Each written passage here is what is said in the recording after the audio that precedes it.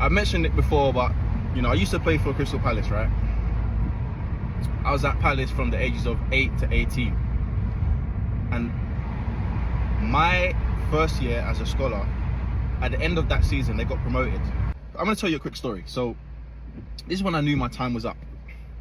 I remember in that second year when we got promoted, I think Tony Pulis came in as manager. It started off with it being who used to be the Blackpool manager again? I can't remember his name. Then Tony Pulis came in, and I just remember they all kept saying to us, like, the youth team, we can't be in the training ground anymore. So the youth team couldn't be in the training ground. That season, we was traveling to different parts of South London. We was training in parks, we were training everywhere. I remember even one time we trained in a park and a dog came in the session. If I'm lying, I'm dying, yeah? I swear on my life this happened. And when this was happening, I just knew, like, bro, like, how am I gonna make it? And this happened, I'm being treated like this.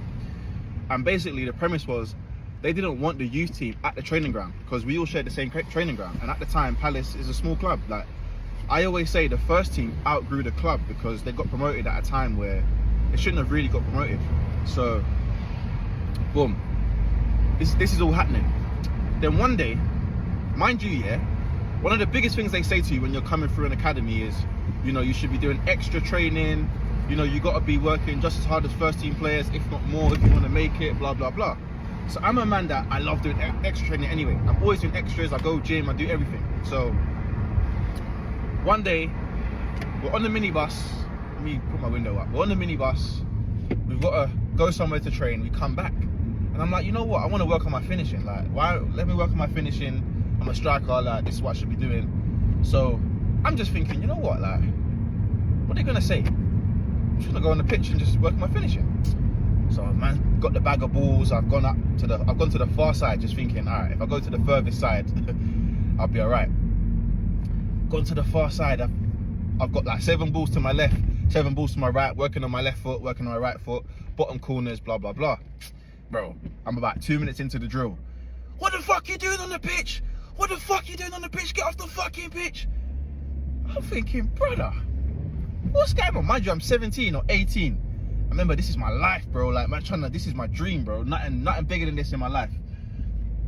Man, screaming. And what made it worse, yeah, is the guy that did it, he used to be our assistant youth team coach, and then he became like an assistant coach with the first team. So he kind of he changed when he went with the first team and he started chilling with Tony Pulis. He changed, but obviously he's doing his job. But at the same time, the way he approached it was mad.